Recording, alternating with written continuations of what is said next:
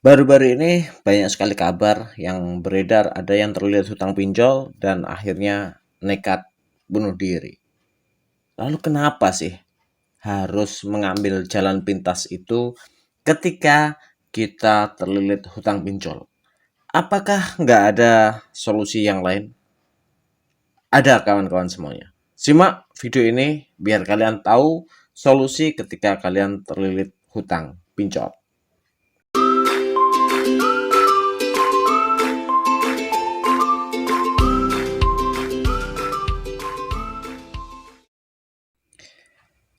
Assalamualaikum warahmatullahi wabarakatuh, sahabat zona cuan dimanapun kalian berada.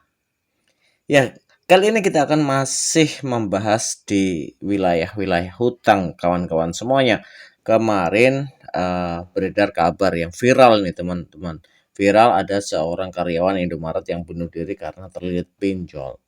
Ya, pinjol ini betul-betul menjadi sebuah sarana yang mengekang dan mengikat kebebasan kita, otak kita, dan iya apalah ketentraman kita. Sebenarnya sih awalnya pinjol ini digunakan untuk mempermudah orang yang membutuhkan uang untuk mencari pinjaman. Ya, walaupun pada kenyataannya, pada perjalanannya mungkin merasa terteror, mungkin ada unsur malu jika data disebar dan lain sebagainya. Inilah yang membuat nasabah itu stres. Dan kebanyakan kita itu tidak bijak dalam mengelola uang pinjaman. Kita tidak sadar bahwa sebuah pinjaman itu harus dibayar. Itu kan teman-teman semuanya. Lalu sebenarnya apa sih? Apa sih yang menyebabkan kita itu nekat untuk melakukan tindakan yang di luar nalar ya, ketika ketika pusing, ketika depresi, stres dan lain sebagainya kita nekat melakukan tindakan di luar akal sehat seperti bunuh diri. Sebenarnya ini bukan korban yang pertama. Banyak sekali sudah berjatuhan korban karena pinjol. Ya, banyak sekali korban yang bunuh diri karena terlilit pinjol. Ini yang harus di stop. Apakah hutangnya kita stop? Atau mungkin pemerintah melakukan pemblokiran atau penonaktifan pinjol. Karena apa teman-teman semuanya? Karena ya melihat gejolak-gejolak yang ada di masyarakat ketika menanggapi sebuah pinjol ini sangat-sangat negatif lah.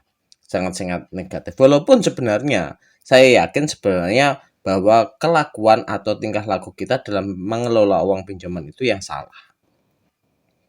Yang salah itu diri kita. Oke, kadang-kadang memang kalau dipinjol-pinjol ilegal itu bunganya tinggi.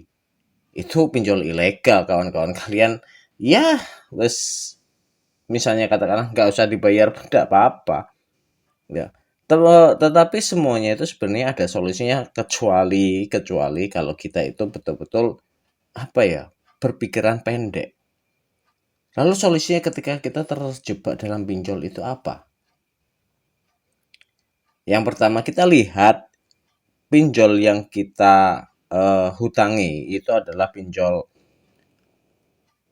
legal atau ilegal. Kalau pinjol ilegal, ya sudah, nggak usah dibayar kalau kalian nggak mampu.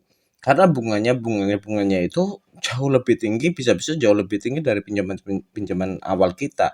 Bahkan di pinjaman online yang ilegal itu kita pinjam 1 juta, terimanya itu mungkin 800, rata-rata seperti itu.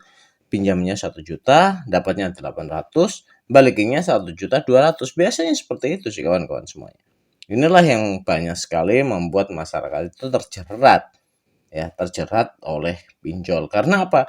Karena harus tutup lubang, misalnya untuk menutup pinjol ini pinjam ke pinjol yang lain. Seperti itu terus dan tidak akan pernah ada habisnya. Tidak akan pernah ada habisnya. Itu yang perlu digarisbawahi bahwa ketika kita terlilit hutang pinjol, solusinya yang pertama nggak usah bayar kalau itu pinjol ilegal. Lalu kalau pinjol legal bagaimana? Pinjol legal tunggulah kalian sampai overdue 180 hari teman-teman semuanya. Overdue 180 hari itu kalian tidak akan ditagih. Artinya apa? Kalian wajib membayar sih, masih wajib membayar karena utang dalam bentuk apapun wajib membayar. Hanya saja ketika aturan OJK itu ketika overdue 180 hari itu bunga berhenti. Bunganya berhenti. Jadi bunga yang 1 bulannya itu berapa ya, yang menurut aturan OJK itu 1 bulan itu nggak boleh lebih dari 5% kayaknya. Itu kan tetap berjalan sampai overdue itu 180 hari. Nah, setelah 180 hari itu kalian bisa cicil lah. Kalian bisa cicil karena bunganya berhenti di situ, teman-teman semuanya. Karena bunganya berhenti di situ.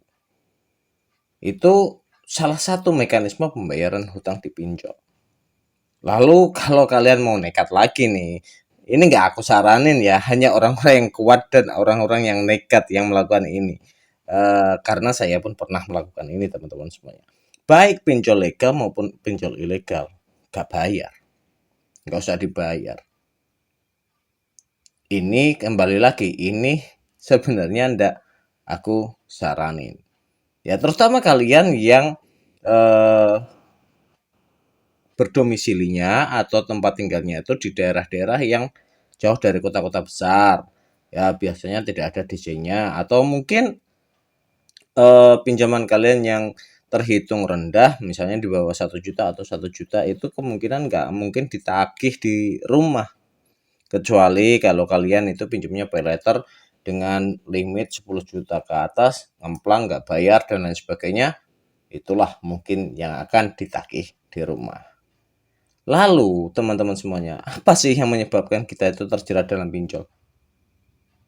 Yang paling utama itu adalah gaya hidup. Ini pasti, ini penyakit nih teman-teman semua. Gaya hidup ini sebuah racun. Ketika keuangan kita nggak mampu, ketika ekonomi kita belum mencukupi, gaya hidupnya lebih didahulukan. Banyak sekali nih teman-teman. Gajinya nggak cukup, pengennya iPhone, beli iPhone dengan pay letter, nggak mampu bayar. Bagaimana solusinya? Mau jual iPhone, gengsi turun, dikatain temennya malu. Lalu bagaimana? Ya kembali lagi lah ke natural life. Nggak usah pakai gengsi-gengsian, nggak usah meningkatkan apa ya, meningkatkan harkatmu di mata orang. Harkat kalian itu akan naik sendiri dengan tingkah laku, bukan dengan barang yang kalian punya. Kalau awalnya dan dasarnya kaya, sultan sih nggak masalah sih kawan-kawan semua. Kalau hanya untuk menampilkan sosok kita sukses di mata orang lain, ngapain? Terlalu susah, terlalu ribet hidup kita kalau kita hanya menuruti apa kata orang. Alhasil apa? Alhasil itu malah bikin kita sendiri celaka. Gaya hidup ini sebuah racun. Natural life aja lah. Ketika kalian mampunya beli misalnya katakanlah beli HP Android merek Cina, ya sudahlah, pede aja. Pede aja. Yang penting bebas dari utang. Ketika kalian mampunya beli sepeda motor second tapi cash, ya sudah, pede aja. Yang penting masih bisa jalan. Lalu kenapa hidup kita persulit dengan berbagai macam gaya hidup dan apa kata orang? Inilah yang membuat kita selalu terjebak dalam hutang. Dan ketika kita sudah merasa lelah dengan tekanan-tekanan hutang dan lain sebagainya, jalan pintas seperti ini banyak sekali dipilih oleh orang-orang, oleh kita yang sudah merasa penat pikiran kita dengan berbagai macam permasalahan. Belum lagi masalah kehidupan, biaya hidupnya, belum lagi mikir hutang, belum lagi HP diteror masalah tagihan-tagihan. Ini mempengaruhi psikologis kita kawan-kawan semuanya. Diri kita itu lebih merasa cepat capek. Capek ngadepin hidup. Padahal itu permasalahan itu kita sendiri yang bikin. Itu kita sendiri yang buat.